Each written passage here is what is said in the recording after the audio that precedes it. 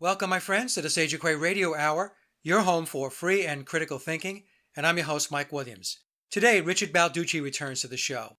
This is episode 1 of a 5-hour discussion I had with Richard to further explore the occult aspects of the Beatles. This segment sets up the upcoming shows by covering the fundamental components of the occult as we take a deeper dive into the Beatles with episodes 2 and 3 scheduled for November and December of 2019. And so without further ado, here's Richard. Well, folks, we have a great show. And I know I always say that, but this is going to be a great show because Richard Balducci is back with us. And Richard and I did the first show.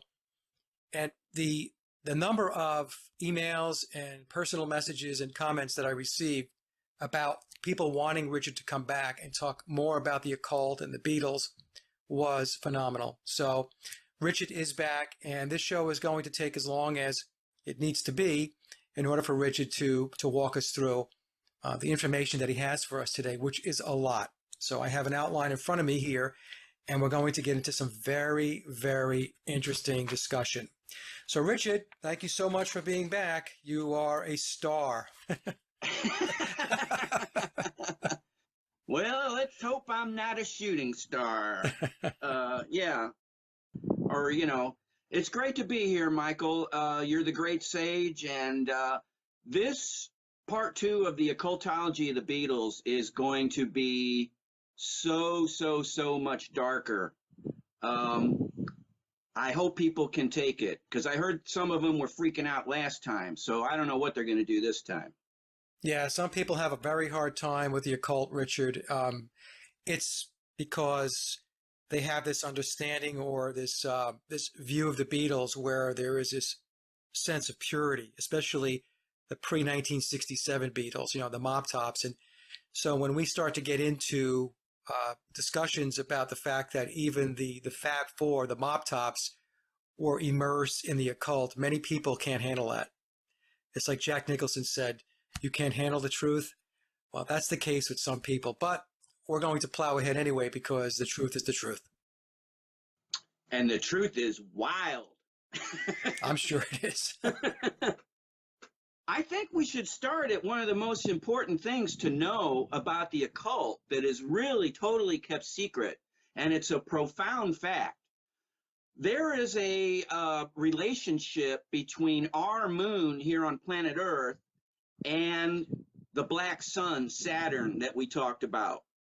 And the key fact is that it takes Saturn, the black sun, 29 and a half Earth years to go once around the sun from Earth's viewpoint. The thing about the moon is it takes 29 and a half days to make one complete circuit of the Earth. So my point is, every time Saturn, the black sun, makes one orbit around the sun, our moon has made exactly 365 and a quarter orbits of the Earth, which is in resonance with the Gregorian calendar of 365 and a quarter days. Very interesting. I did not know that. Well, you're not supposed to. I'm not even supposed to know it. See that we're like 5 minutes into this, and I've already learned something new. Oh, God forbid! Yeah. Well, we better take that out. So that's. Do you have any more questions about No, Saturn? I do not, Professor. You may proceed. All right. Well, to just go off course here for a brief crazy moment, I got to tell you some breaking occult news that I just came up with last night. I was looking, because we're in the 20th anniversary of Stanley Kubrick's last movie, Eyes Wide Shut, which is a masterpiece, by the way. Well, I found out that Stanley Kubrick has the record with that movie of a major movie having the longest shooting schedule. It took exactly 400 days.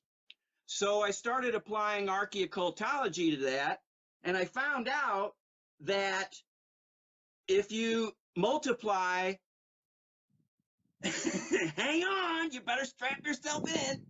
If you multiply 66.666 times 6, you get 400. So Eyes Wide Shut is really giving Rosemary's Baby, they're neck and neck for which is the most occult satanic movie of all time. Wow. Okay. Okay. And keep in mind, of course, Stanley Kubrick died March the 7th, 1999, which is exactly 666 days before New Year's Day, January the 1st, 2001, which is his signature movie, 2001. Right. Right. So that was well planned. Yeah. A lot of people have a hard time with the whole planning piece of this, Richard. People have asked me, are there actually people in the priest class planning this stuff, or is it an algorithm that is actually embedded into the fabric of reality? I mean, I don't know the answer to that. My thought is that it's both, probably both, that the numbers and are built into the actual reality, but there are also people who are in the priest class that are exploiting these occulted dates and numbers to make things happen. That's just a thought that I had. Right. They're creating the reality to their schedule for us, Okay. I mean, it's like 1 nautical mile, which is equal to 6,075 feet, divided by 666, gives you 9.11. 911. Yeah. It's worked into everything. Yeah. You can't get away from it, no matter where you turn. It's on the dollar bill. This is like everybody who thinks 666 and all this is just kooky talk. Every time you spend $1 bill, you are using occultism, because there's I don't know if you can see this, and you can do a better version, but on the back of the dollar bill, at the base of the 13-step pyramid, are 9 Roman numerals: MDCCLXXVI. So M is 1,000, D is 500, C is 100, C is 100, L is 50, X is 10, X is 10, V is 5, and I is 1. So if you make 3 more pyramids with the capstone missing, for those of you at home playing the Sage of Quay home game, and you put it in order, starting at the top and going top, bottom left, bottom right. So you put M at the top, D at the bottom, C at the bottom right, C at the top of the middle pyramid, L at the bottom left, X at the bottom right, X at the top of the third pyramid, V at the bottom of the third pyramid on the left, I on the right. We'll ignore the top for right now, but if we add up the bottom, the base of the pyramid, 500 plus 100, D plus C is 600, and L50 plus 10X is 60, and gosh, what will that third one be? Oh, I know, 5V plus I1 is 6. So 666 is on every dollar bill, hidden in plain sight. Now, the question is, what does the top 1,110 mean? Well, here we go. 1,000 times 666 gives you 666,000, which is the mass of the sacred star Sepsothis Sirius. It's equal to 666,000 Earth masses, which is twice the mass of our sun. The middle one, C100, 100 times 666, gives you 66,600, which is the Earth's orbital speed around the sun, not its rotational speed, but its orbital speed. And then 10 times 666 just so happens to give us the height of the Washington Monument obelisk in inches. And at its base, it's 55 and a half feet, so we get more 666 fun there. It's encoded, embedded. So every time you spend $1, people that think these numbers, you can add anything to anything and come up with anything. Well, actually, in mathematics, you can't do that. You can't do that in geometry either. There's sacred geometry. You can't even talk to those kind of people. But every time you spend $1, you're, kind of worshiping Baphomet in a way. Well, Victoria and I spoke about this with the Sharon Tate interview that we did, Richard, and she was not originally a believer in the numbers, but then it's the patterns. There are recurring patterns of these numbers, and so maybe once or twice you could say it's a coincidence, but once you start looking into it, you realize that it's not coincidence at all, that it's embedded in everything. Totally. Yeah. Proceed, counselor. So let's talk about that Baphomet for a second, if you don't mind. Let's talk about him behind his back before he hears out. Why is a goat associated with Baphomet, who's kind of a scary dude? Well, first of all, Baphomet is known as the Sabbatic goat, and Saba in ancient Egypt means star. So we have that. Also, goats have 13 points on them. They have 2 pointy ears. They have 2 pointy horns. They have cloven hooves. So they have 4 feet. You're into the toe stuff here. So on a goat, you've got cloven hooves. 4 feet times 2 is 8. And then they've got 1 pointy beard, nice touch. So we have, and we also, goats, they're sneaky little things. Goats actually scream and they faint. They can be quite comical.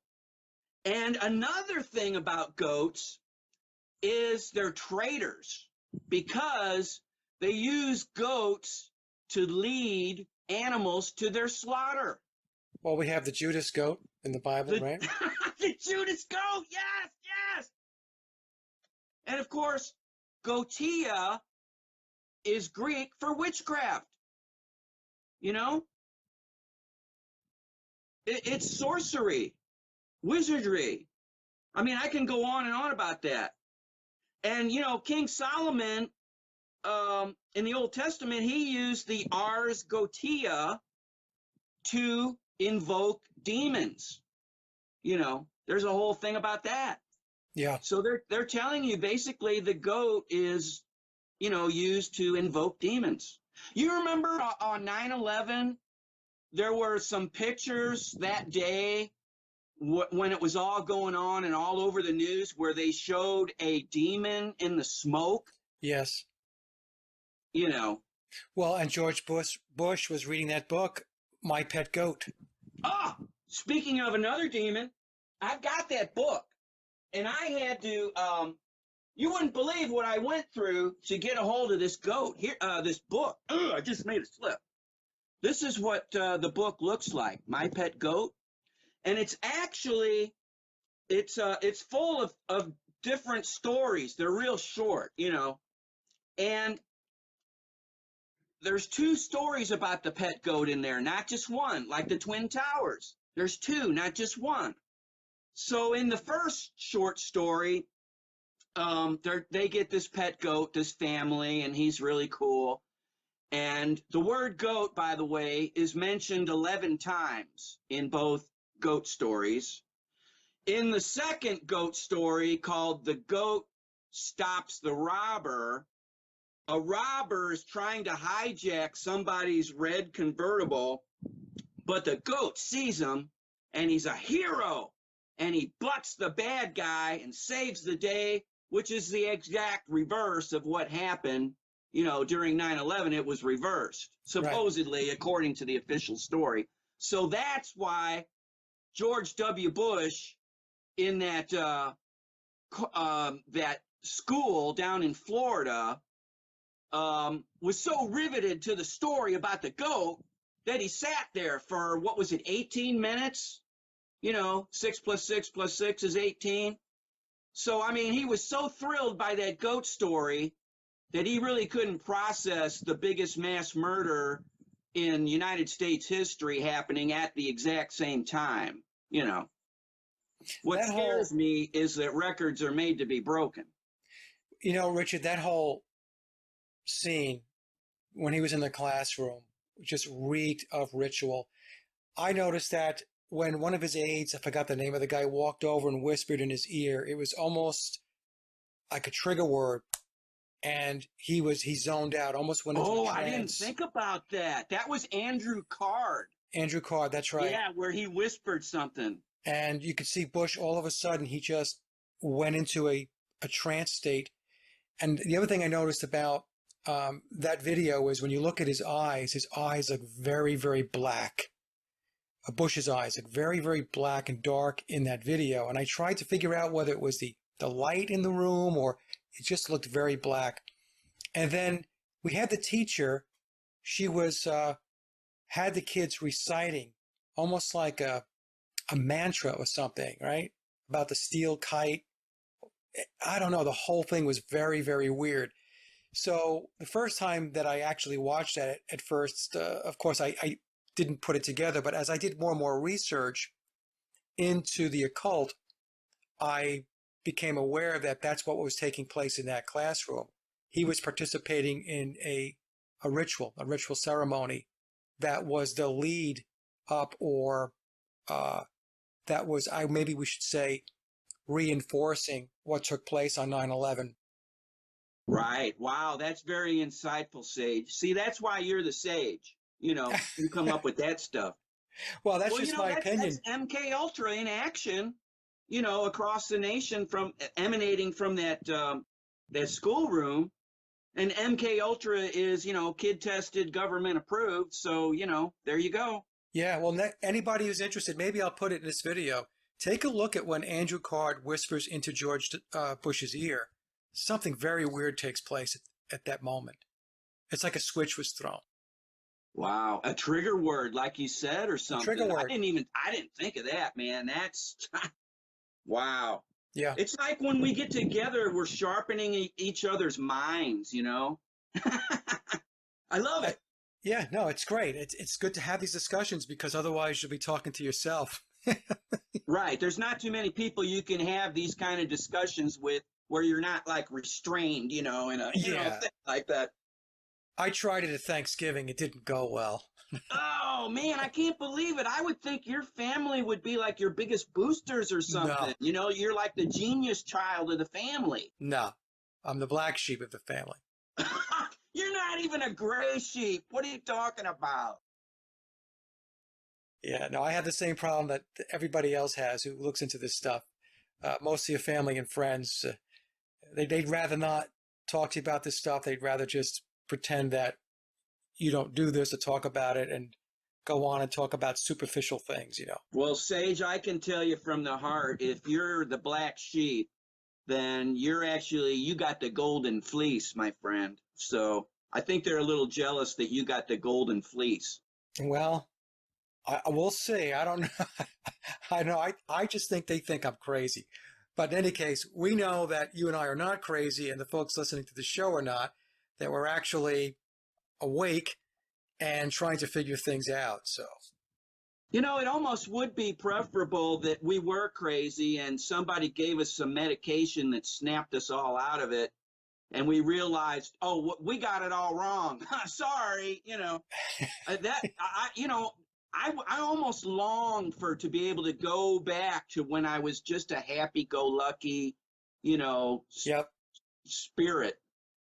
But, yeah.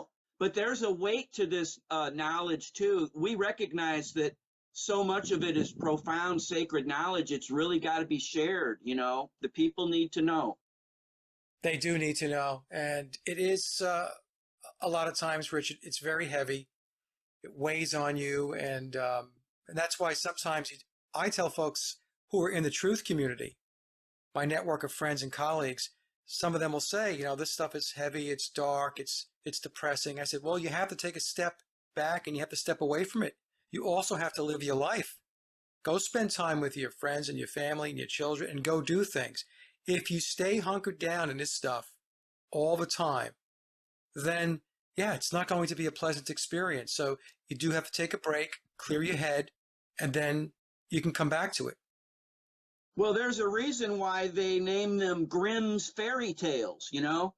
They didn't name them happy time fun stories. Right. Good point. You know, Snow White, the poison apple, the witch, you know? Don't get me started. Don't get me started down that road. It's all twisted. I don't even go see like movies that have a dog in them anymore, because I know after Old Yeller, you know, they got me with that one. I didn't see it coming. I mean, my heart was destroyed for years on, you know, on that. So Marley and Me, you know, forget it. Old Yeller was brutal. I watched that when I was, oh, excuse me. I read that when I was in elementary school, and it was devastating. Oh, did they make you read it, or you just picked it up? Yeah, it was like See, required they make reading. us read it. They're warping us. Yeah.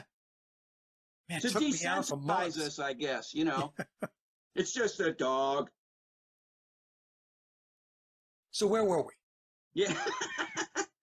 Well, we were somewhere on planet Earth, spiraling out of control, I think. Oh, yeah, there was something I wanted to read about the number 6. See, there were a lot of heroes back in World War I and World War II, but the real star of World War II was the number 6. So this might take me a moment to find it. So Yeah, take your time. It's very important that we talk about the number 6 because so many people don't understand what it means. Well, it's a perfect number for one thing. And of course, last time we learned about 666 being in the barcode. Right. This is about really a half a page, but I'll read it quickly. Okay, yeah, take your time. This is from my first book, On Earth as It Is in Heaven. Turning to chapter whatever, page 229 in our hymnals. Okay. After the successful detonation of the original atomic bomb, the gadget, and then the Hiroshima thing, and by the way, obelisks mark the Trinity test site, Hiroshima, and Nagasaki. They all have obelisks for monuments. So basically, they shipped the bombs to San Francisco first in Northern California, where they were loaded. I'm talking about the cores of the bombs, where they were loaded onto a ship named the USS Indianapolis. As the USS Indianapolis sailed out to sea, it first sailed beneath the 500-foot tall twin spans of the Golden Gate Bridge, which was symbolically significant because since its deadly cargo was to be deployed against Japan, which is known as the land of the rising sun. So in actuality, the USS Indianapolis and the atomic bombs named Little Boy and Fat Man sailed 6,000 inches beneath the twin trusses of the Golden Gate Bridge. It sailed 6,000 miles to its destination of Tinian Island, where 6,000 Japanese soldiers died trying to defend Tinian Island. The vessel sailed exactly 600 miles per day to the island of Tinian, which featured 60 lanes of 6 runways to eventually transport an atomic bomb that contained 2 cores containing a combined total of 141 pounds, 1 plus 4 plus 1 is 6, of uranium hexafluoride, hexa, which, hexagram, black sun, to carry out a presidential decision made on June the 1st, 1945, to atomically bomb the island of Japan, which was exactly 66 days before the atomic sacrifice of the citizens of Hiroshima on August the 6th, 1945, when the little boy atomic bomb exploded exactly 600 meters above ground zero on a day when exactly 60% of the Gregorian calendar year had been completed, on a day in which a six-pointed hexagram with its 6 points exactly 60 degrees apart at angles of 60 degrees of slope appeared in the sky above the city of Hiroshima, which of course couldn't be seen because it was daytime, while the man that supposedly authorized the use of the atomic weapon, President Harry S. Truman, he was the 33rd president, 3 plus 3 is 6, and he was the most worshipful Grand Master Mason and 33-degree Freemason, 3 plus 3 is 6. Now, when this happened, Harry S. Truman was on a ship named the USS Augusta, and the name Augusta in the Latin language translates as sextile or sextilis, and a sextile is the number 6. The ship which delivered the atomic bombs to the island of Tinian, the USS Indianapolis, was attacked on her return voyage by an Imperial Japanese submarine, which launched 6 torpedoes all at once and sank the historic vessel 23 minutes after midnight, the witching hour, on July 30th, 1945, on a day when the sun was positioned at exactly 6 degrees in the constellation of Leo. Meanwhile, the atomic bomb that was dropped from the Enola Gay had the number 8655 painted on it. And 8 plus 6 plus 5 plus 5 equals 24, and 2 plus 4 equals the number 6. And this atomic bomb brought an end to World War II, which lasted exactly 6 years and killed exactly 60 million Christians and 6 million Jews. So the number 6 was the big star of World War II. Now you tell me that all those just happened to be coinky dinks. That sounds like planning to me, and deep planning. Yep. Very deep planning. Yeah. So anybody who's listening to this and you're still skeptical about numbers, it's time to wakey. I mean, if people still don't get it, and if you're still resisting this, well, I could understand it. It's so horrible, you know. I could understand why you would want to do that. But, you know, come on. You're splashing around in the, you know, kindergarten kiddie pool of the intellect, you know, on something like that.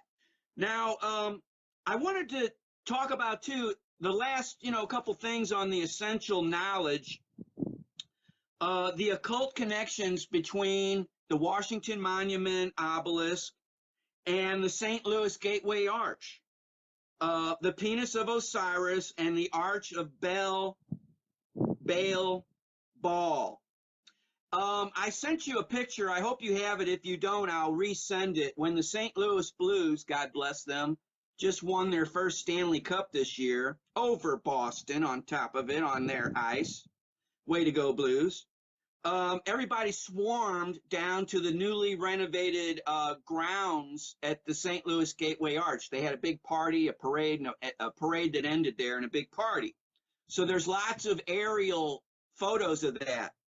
The St. Louis Gateway Arch, they just redid the grounds where they covered over a highway so that now you can walk from downtown right to the riverfront. It's beautiful. They did a fantastic job. However, If you look at the grounds, it's in the shape, the grass is right in front of the gateway arch in the shape of a bell.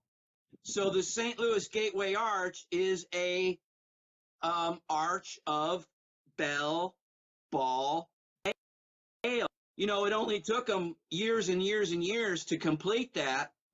But the Masons, you know, they work very slowly. The interesting thing, too, about the St. Louis Gateway Arch, there's a couple things. It stands exactly 630 feet tall. So if you do the math on that, 630 feet times 12 inches per foot gives you a number. Let me double check that. I'm looking at the picture you sent me to, Richard. It's Oh, unbelievable. you got it? Yes, it is a bell. Yep. It's a bell. And if Yep. you look at a picture of the Liberty Bell, it's the same thing where it has that little hole at the top where you know, Yeah. put the thing. So you get a number of the Gateway Arch in inches. If you multiply 630 feet times 12, you'll get this number. Take that number of the height of the Gateway Arch in inches and divide it by the number 20.7. The reason you do that is because in ancient Egypt, they had a royal cubit, like the Royal Arch of Freemasonry, the Royal Arch, and they had a sacred cubit. They had two different cubits.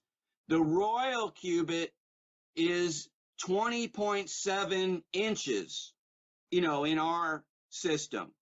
So my point is, if you divide the height of the Gateway Arch in inches by the length of the Egyptian royal cubit, 20.7, you get 365 and a quarter, which is the number of days in a Gregorian calendar year. Now, if you walk from the middle of the St. Louis Gateway Arch, if you could, you'd have to swim first. But if you went in a straight line to Washington, D.C., the St. Louis Gateway Arch, the Arch of Bell, Ball, Bale, lines up exactly on the 38th degree north from the equator with the Washington Monument obelisk.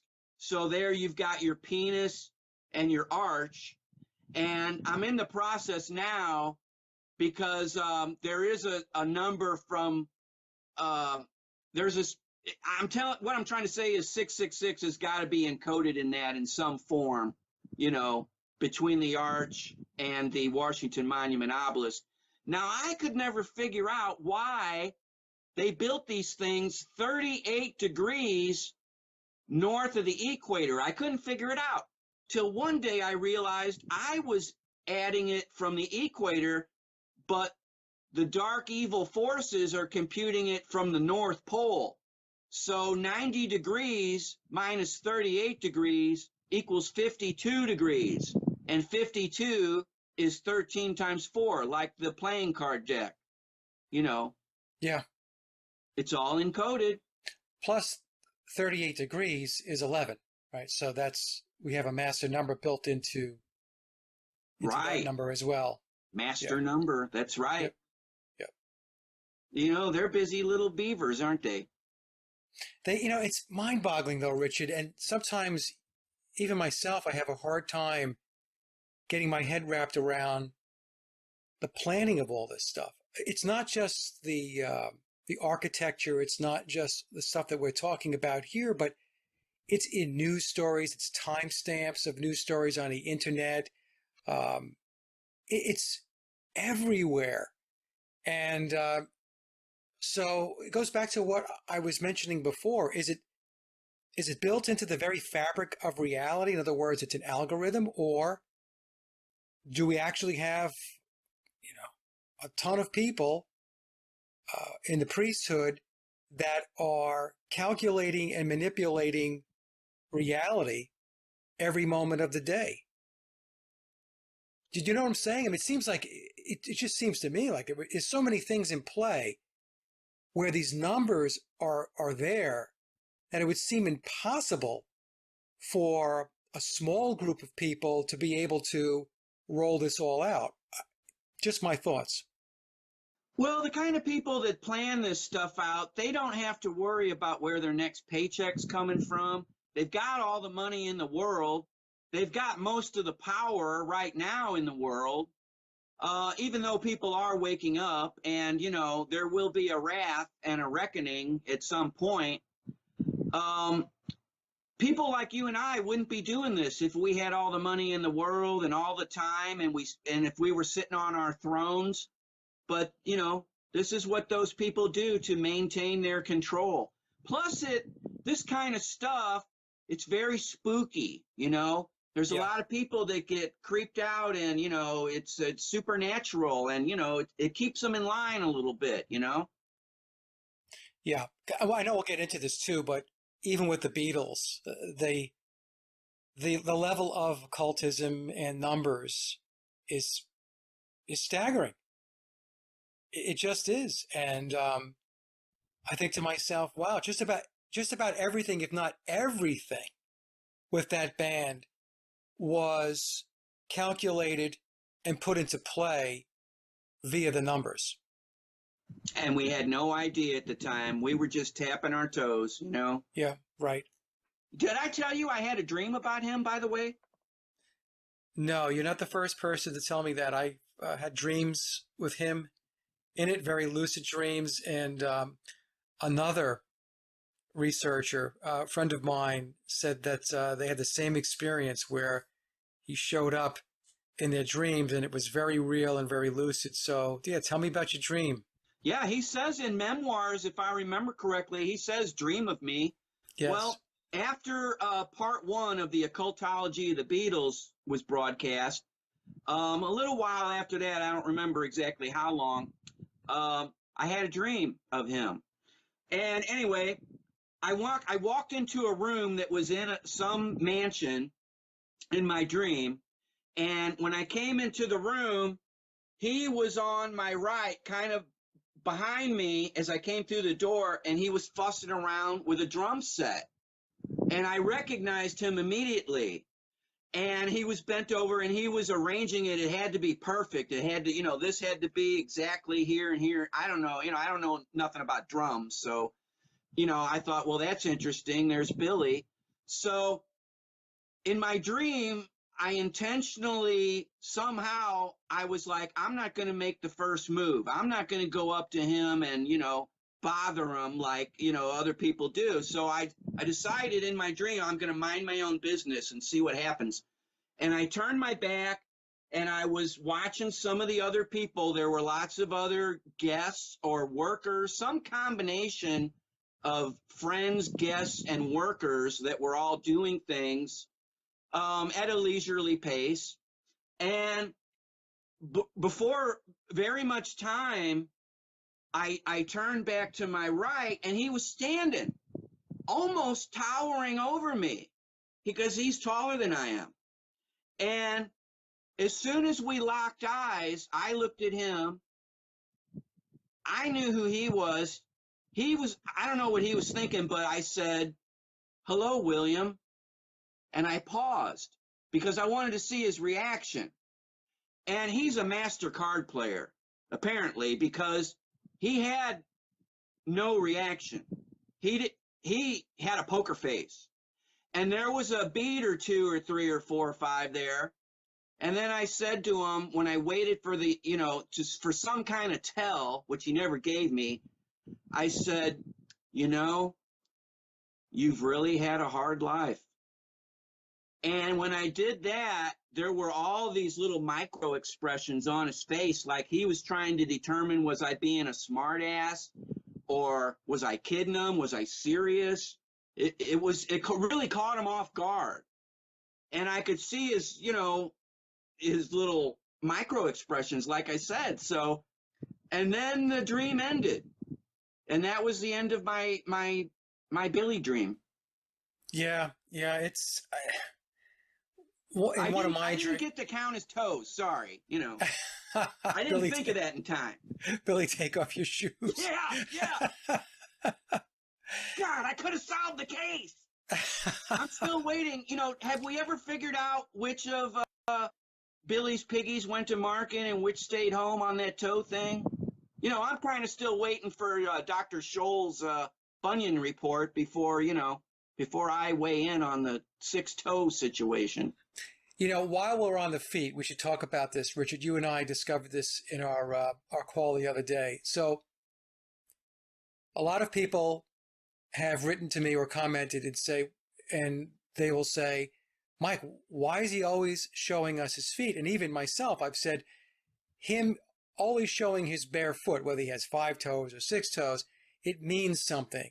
There's a reason why he's always doing that. So let me read this, and I'll put the link down below, folks, so that you can take a look for yourself. But it's a website called allaboutheaven.org.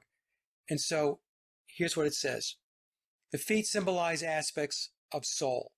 The main distinction often made in visions is whether the feet are shod or not, whether the soul has a body. The foot without a shoe is a disembodied soul. Okay, let me read that again. The foot without a shoe is a disembodied soul. The foot with a shoe is an embodied soul. A shoe thus takes on the symbolism of the body. The shoes are symbolic of form, bare feet being symbolic of a disembodied soul.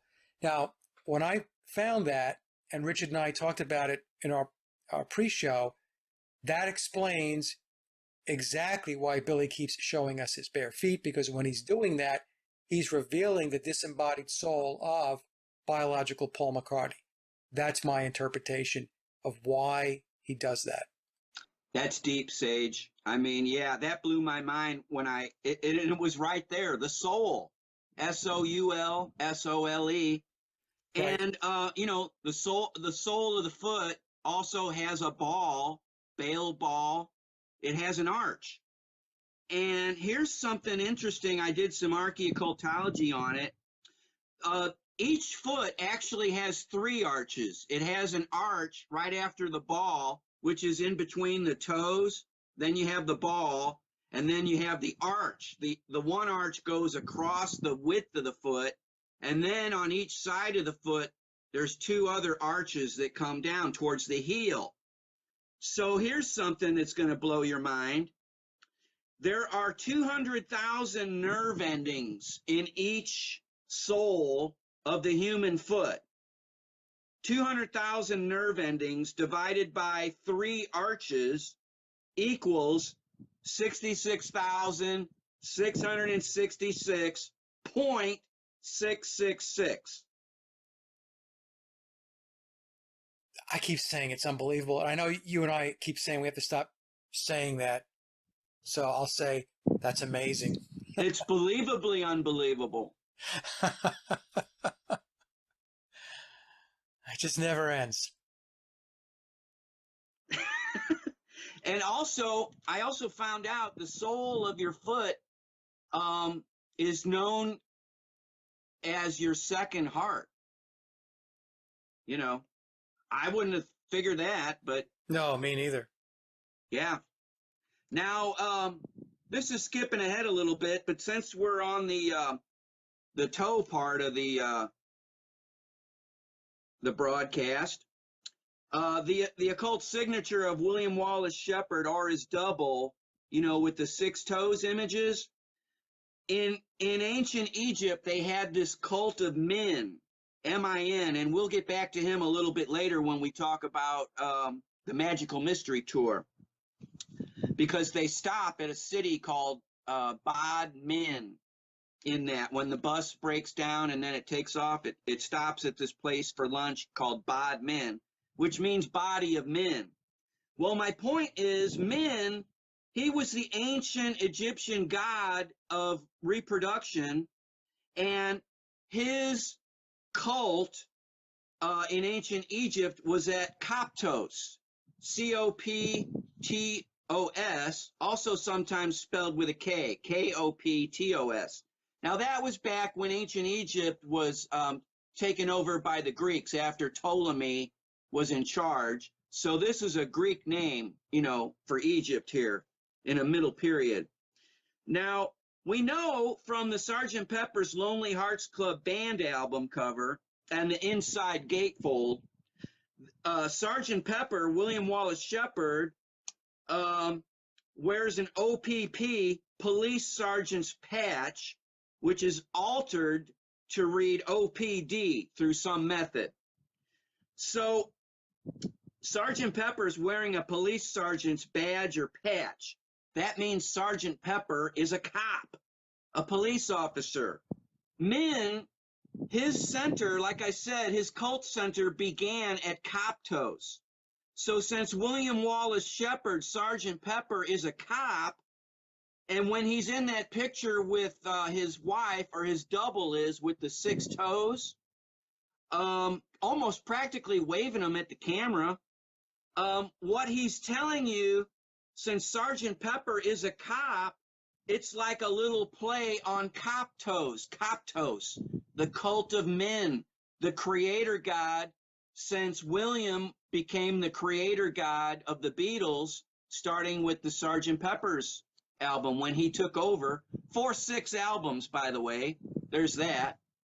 The original Beatles, they did 7 albums officially. There's arguments about that, but essentially they did 7. And then William was in charge of 6 albums. So the whole Coptos things is a sly, Masonic, wink, wink, nudge, nudge to Min, the creator god, like William is the creator god, and Coptos. Well, there were 13 studio albums, and we go by the UK releases. So you're absolutely right about the 13 number of releases, Richard. Yeah, as I recall, the sticking point is over Magical Mystery Tour on the U.S. side of the pond, where in England, it was the first double EP, extended play. And on the American side, they put a few other songs on there and made a full album out of it.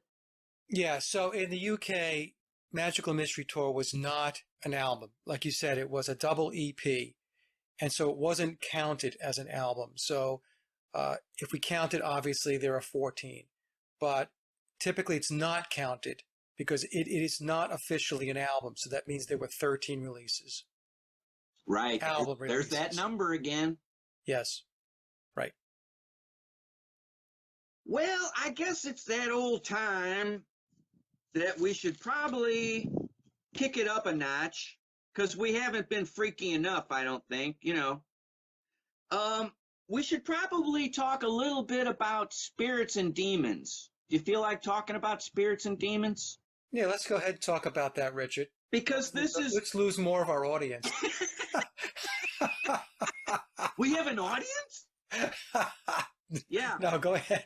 This will be a stepping stone to kind of take us into the Beatles, for anybody getting antsy about when's the Beatles? When are they going to talk about the Beatles? Okay. Spirits are the higher, lighter forms of vibrational consciousness, whereas demons are the lower, denser forms of vibrational consciousness that are, both of them are disengaged from the human body. Now, as we know from our last thrilling chapter, spirits in voodoo are referred to as Loa, and demons in voodoo are referred to as Petra. So even though both spirits and demons are non-corporal, meaning that they're life forms without a dense physical body here in the third, dimensional realm, both entities still absorb and utilize energy, though neither has a physical structure any longer. Here's an example. When a person becomes freshly dead, let's say, after a short period of time, after that moment where you realize, hey, I think I'm dead. There's my body. I can see it. I'm floating around. Hey, wait a minute. I'm still alive. I'm out of my body, but I'm alive. I got to tell everybody about this. There's life after death. Oh, wait, I can't. I'm a spirit now. I'm in a whole different realm. Oh, dang it. After you realize that realization, a little bit later, when you become freshly dead, you start to get hungry. Because, if you were still alive in your body, it's about the time, hey, I'd be eating a snack about now, and I can't eat a snack anymore. Oh my God, what am I going to do? I got these hunger pangs. Well, at that point, either you realize or your spirit guides tell you this or whatever, that all you have to do to absorb nutrients when you're in a spirit form is to either think about the great foods that you've had. Oh my God, those twice baked potatoes grandma used to make and those spadinis. Oh my God. If you just think about the memory, there's energy just in the memory when you're in a soul state. And the same thing, though, it applies to demons, which are the denser spirits. They actually absorb nourishment and nutrients, whatever you want to call it, food, by people's fear, by their horror, by their disgust, by the scent of death, by the smell of a battlefield with a bunch of dead, rotting corpses on it, 9/11, people dying in the fire. Demons actually absorb that energy and they feed on it. It's amazing. As you were talking about the demons and the dense piece of this, Richard, ever since I was a kid, I have experienced sleep paralysis, where you're in bed and you're awake, but you can't move your body. But you're definitely in this different realm. What does that last, like 6 seconds or something? It doesn't last a whole long, does it? No, it doesn't last long. When you're there, it seems like it lasts longer than it actually is, but because you're in a place where time is not really linear or flowing, right? But it's a very interesting place to be in, because many people who have experienced sleep paralysis will tell you that it's a very dark place where it's dense, the energy is negative, and people who have sleep paralysis will also say that they have experienced entities, or demons, if you will, that appear to hover around them. Wow. And try to they try to get a rise out of the person by basically instilling fear. They like the fear part of it. I've heard actually that people can have a heart attack because they panic, with the sleep paralysis. Some people can. Yeah. So what happens is the way to get out of it is all you need to do is to get to move one of your extremities, like your hands or your feet or whatever. As soon as you move, what happens is you are reconnected with your physical body. I've had it ever since I can remember, and I've deducted that what happens is you actually you are having an out-of-body experience, and you have kind of drifted off into a realm where these denser, negative, heavier energies or entities, this is where they reside. And the reason why I'm telling this story is because I don't have it anymore from a negative perspective.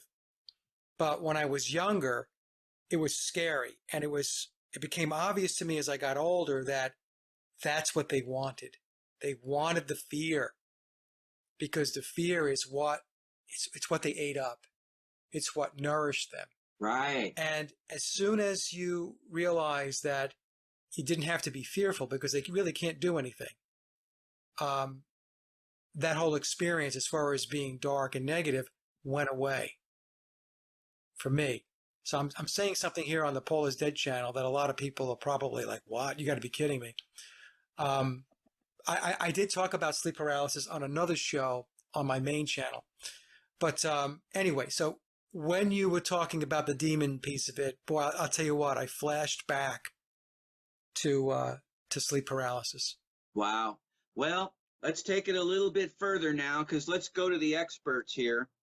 So now that we've established that the good spirits as well as the bad spirits, they take different forms of energy for their sustenance. By the way, you can't really stay in the soul state forever. You have to periodically reincarnate, because you're you're radiating energy, even when you're in a form, you're radiating energy. So you have to go through that cycle of descending back into the dense realm and live a life and have experiences, and then when you die, you're purified and you're in a pure soul state, and in fact, people talk about they see that white light, when they're going towards source. Yeah. What that actually is since the soul is electromagnetic energy, and space is very, very cold, the souls actually group together and go to the nearest star. So when we look at the sun, we just think it's a big atomic fireball in the coldness of space, but it's actually zillions of souls, in between in the Bardo state. They're communing, they're having a good time. And so that's why the sun, when you're going to it, when you're rising out of your body, you go to the nearest star. It's electromagnetic energy. And you do rise up, that's for sure. I had a friend of mine who had an out-of-body experience, and he really didn't want to talk about it because he thought that people would think he was crazy. And he knew I was open to it, and so we sat down one time, this is going back years ago, and he told me all about it. He was 12 years old, and he rose up out of his body. He was floating above the body, and he was able to actually float into other rooms, and he could see his family in the waiting room and all that stuff. So wow. There is this process of rising up. And at the same time, I remember a past life of dying where it also goes the other way at the same time somehow, where we're behind our eyes in a way and we're looking out. And then when you die at the same time that you go off this way, you go off inward too. It's bizarre. It's almost like you back up and you see that you were standing, in the darkness of your own self at the same time. It's freaky. It's like a perfect system though. It's amazing. God's doing a great job, man. Good for you. Now, I know we're probably going off on a tangent here, or at least I am, but let me ask you this question. So when we say that, God has a perfect plan and God has perfected his creation, there are going to be people that are going to be listening to this and say, well, how is it that all of this evil takes place here? How is it that all of this occult is in play and creating all kinds of havoc and despair for people? So what would you say to somebody who asks you that question? On one hand, we're saying God has it under control, and then you're here in this 3D world, and it seems like everything's completely out of control. Well, it's a way for the soul to know itself with each lifetime. Because when you're in the soul state, it's all pure love and energy, and any question you have, you know the answer before you even ask the question. So that's what's going on. It's a way for the divine oneness to break off little bits of the big soul. Essentially, what I'm stumbling around here trying to say is the obvious, that our consciousness is on loan from the God source, whatever you want to call it, by whatever name. We are all literally a piece of God. Yeah. And then we come down here and in this hellhole, and we find out about ourselves. What would we really do in that situation? What decisions did we make? How did it go? The future is always actuary. The future is all risk assessment. The past is always forensic, and where the past and the future always cross. You want to talk about the big witch's crossroad?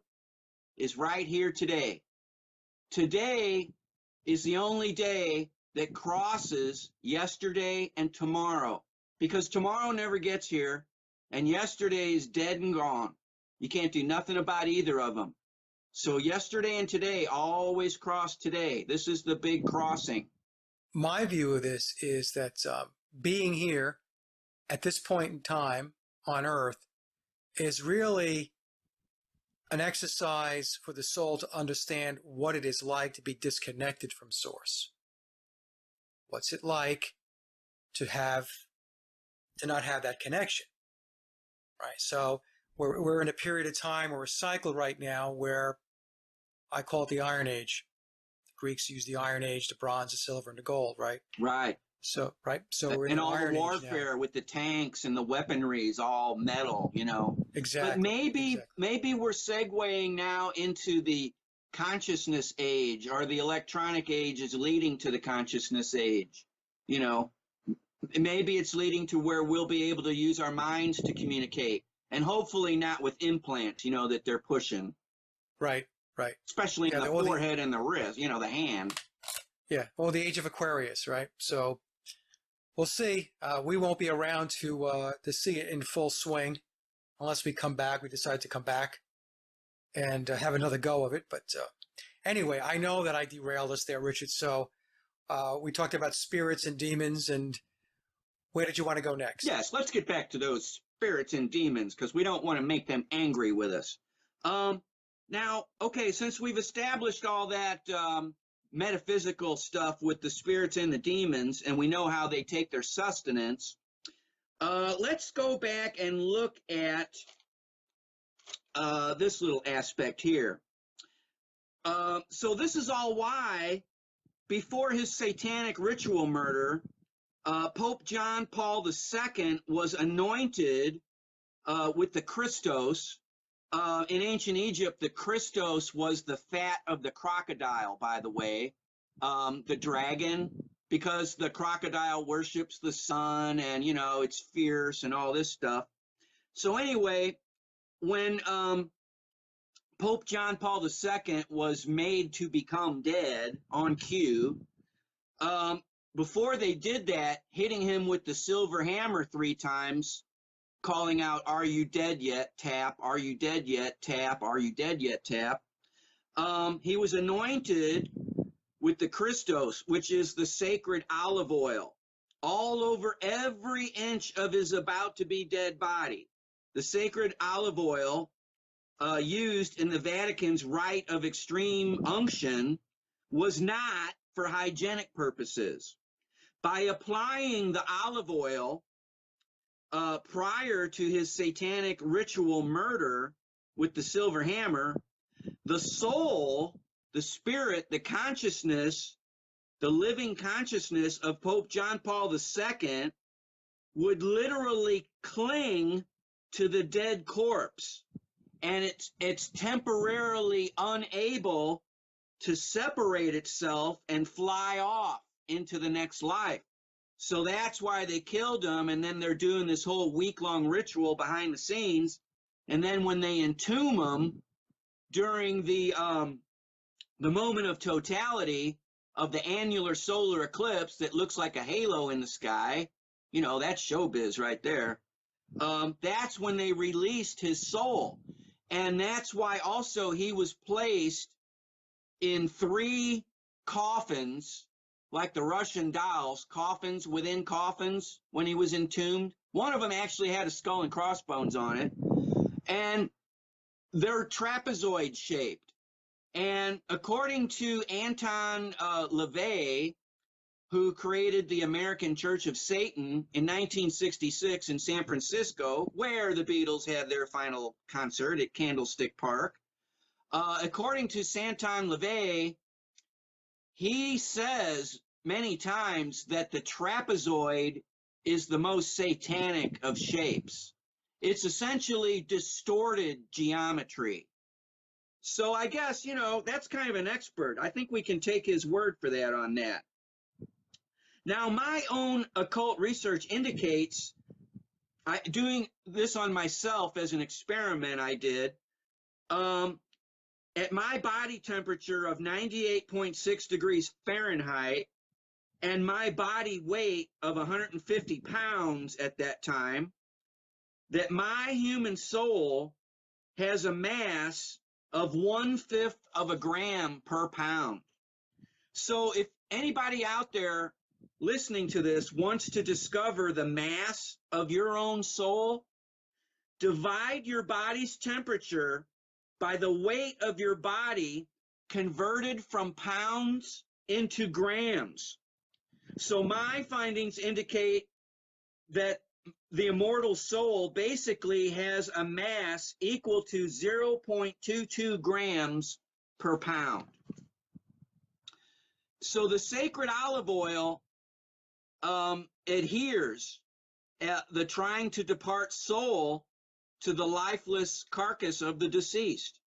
And this is what happened to John Paul II. And the reason that they did this was because they were creating a demonic resurrection, which is like a perversion of Christianity's, resurrection. Karol Wojtyla, who later became Pope John Paul II, he had a nickname, a childhood nickname called Lolek, L-O-L-E-K. And Lolek is remarkably similar to Molech, which is a version of Moloch. And Moloch and Molech are the occult demon to whom children were and still are sacrificed by burning. So according to occult philosophy, the two primary archdemons are Satan and Molech, which is another name for Baal.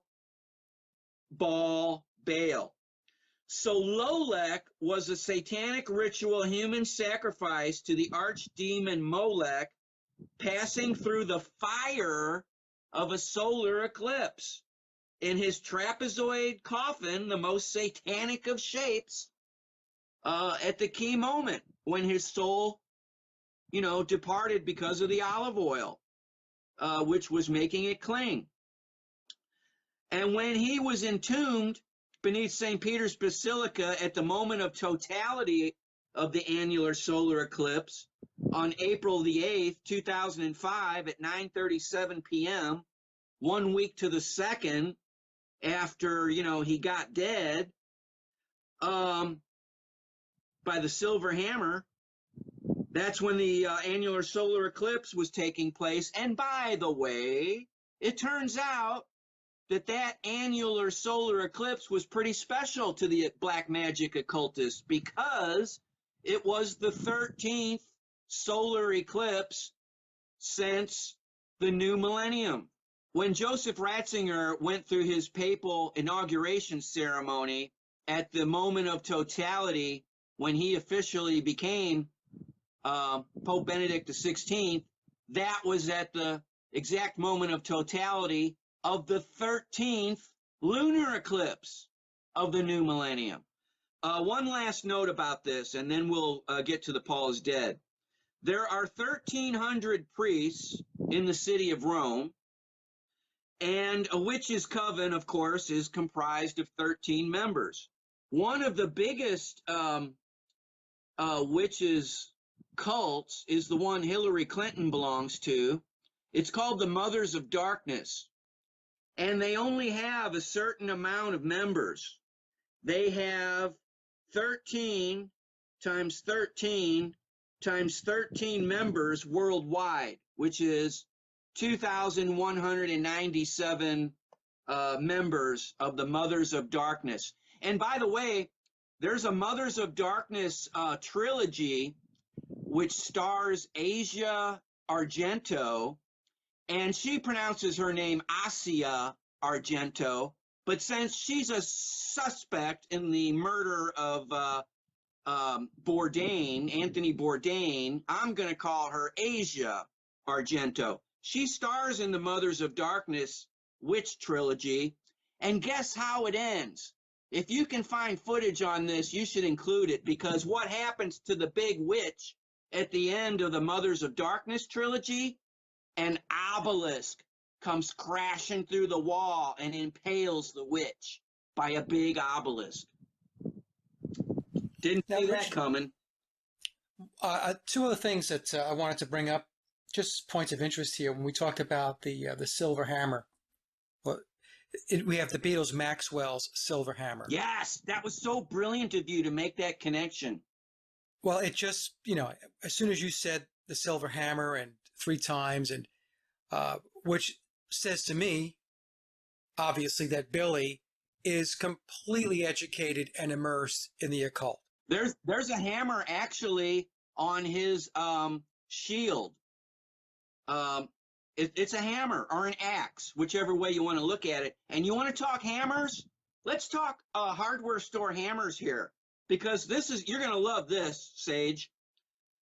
In the year 1486, there was this book that came out when books were pretty rare, and it was the Witch Hunter's Manual, written in the year 1486. And this Witch Hunter's Manual is known as the Malleus Maleficarum, and that literally translates from Latin, the Malleus Maleficarum, from Latin, the dead language, into English as the witch's hammer. All right. Well, let me run this one by you too. In the movie, a recent movie, it's called Yesterday, and I did a couple of videos on this. It's loaded up with Paul is Dead clues, but the main character goes by the name of Jack Malik, M-A-L-I-K, which sounds a lot like Moloch. I'm so glad you brought that up, because we can even take that further. Yes, you're totally on course there to make that connection, but it goes further. In ancient Egypt, to fight or to make war was called Molka, and that's where Moloch comes from. MLK, just like Martin Luther King, on another level, MLK means to fight or to make war. So it's all tied in. Yeah. Boy, oh boy. And that's why Melchizedek is the first high priest mentioned in the Old Testament, if you look it up, because it's Melchizedek, Malka, to fight, to make war, the high priest of war. You can't have a Holocaust, by the way, without a high priest. So, some people have some explaining to do there. And that concludes another Sage or Quay interview, and I hope you enjoyed the discussion as much as I did. Links to my guests' websites and social media are listed in the description box below. And as always, I would like to thank everyone for listening and visiting the blog. You can find all my social media and web links by visiting my hub website at sageofquay.com. Also, if you get a moment, please visit laboroflovemusic.com to check out my music and album releases. And remember, live in truth and always serve creation. It's really that simple. See everyone with the next show. Be safe, enjoy, and God bless.